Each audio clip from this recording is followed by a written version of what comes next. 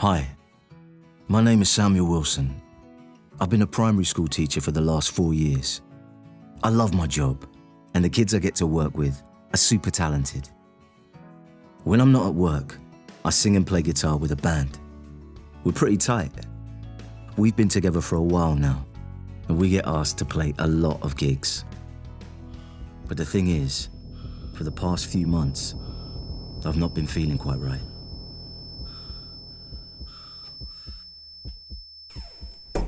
Things were getting stressful at work. A teacher's working day doesn't end at 3, and there's so much stuff we have to do, which usually eats into our personal time. Also, this year, we got inspected by the school board, and that really put the pressure on. Everything had to be perfect, and you could tell everybody was stressing. I started working through lunchtime to keep up with my lesson plans, and most evenings I'd be up late marking the kids' projects. Sometimes I'd be working on things right up until bedtime, but then I was totally wired when I hit the pillow. I'd lie in bed for hours or wake up through the night thinking about all the stuff I had to do the next day. I started worrying that I'd missed something or done something wrong, and I'd have to get up in the middle of the night to check my email. There was never anything, but it didn't stop the thoughts going round and round in my head. My girlfriend had a hard time dealing with it too. She kept telling me to come to bed and leave work alone. I snapped at her a few times, which isn't like me at all. And now I realise she was just worried about me. I think you need to go to bed now. See, I'm working. Samuel, it's really late. I think you should stop working. I know it's late. I'm working. Samuel, I think you should stop working. Just come to bed now. I can't stop working. I need to finish it. I can't. Every morning, I'd wake up feeling like something bad was going to happen. It was like a physical weight dragging me down. Instead of doing something about it, I just kept pushing through. I didn't want to let my colleagues down, and I felt like I was the only one struggling. The other week I drove to school, but I couldn't get out the car. My chest felt tight, like I couldn't breathe, and my whole body was shaking. I just sat there in the car park until I calmed down. We have the big band auditions next week. Please encourage your kids to apply. It would be great to have some new faces through. And keep in mind, the inspectors could be visiting at any moment. Samuel, are you okay? Okay, everyone, let's leave it there for now. Samuel, are you all right? I feel a bit dizzy. Can't catch my breath. Do you have asthma? No. Any other breathing difficulties? No. Your chest, does it hurt? Any pain? No. No? No. Okay, I think you might be having a panic attack. Is it okay if I sit down and help you? Okay. Okay, first of all, I want you to look at me. Look at me, Samuel. Look at me. Stay focused on me, okay? Yeah. Now listen to my instructions. I want you to start stamping your feet, one at a time. Just stamp your feet. Do it. Focus on the rhythm. Good, good.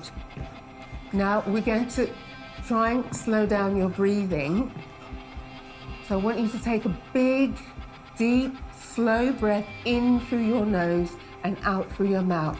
You can copy me, okay? So in through the nose and out through the mouth. Now let's try and lengthen that out breath. So in, nice and slowly out, out. Keep going, good. In. Good. Are you feeling better? Yeah. So what do you think brought this on? I don't know. Maybe I was stressed. The inspection. I don't know. Okay.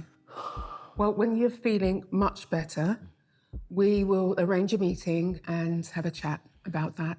In the meantime, I think it would be a good idea for you to arrange an appointment with your GP and tell them what happened today.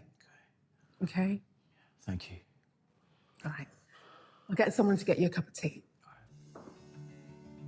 And that's why I'm here today. I really want to get back to work. Well, firstly, it's great that you've come for help. From what you told me, it sounds like you did have a panic attack. It's very common to feel chest tightness and this feeling that you can't breathe during a panic attack. Often these symptoms themselves can cause more fear and make the panic worse. It's like a vicious cycle. It sounds like your colleague did the right thing though. There are grounding and breathing techniques you can use when you feel the early signs of anxiety before it turns into a full-blown attack. Do you think I need to take medication for this? There are medications you can take for anxiety, including antidepressants, which can be very effective, but we recommend seeing a psychologist as a first step. Psychological therapy has great evidence for treating panic and anxiety in the long term. It's your choice though. You can try both psychological therapies and medication if you want. Yeah, I'm not sure about taking medication if I don't have to. Could you recommend a psychologist, please? Yes, absolutely. That's when I started to learn about my anxiety and lots of different ways to manage it. I started with a psychologist who helped me recognize where in my body I felt anxiety so I could spot it early on before it got bad. We also looked at some of the beliefs I had about work, that I had to do everything perfectly. That helped me get a different perspective.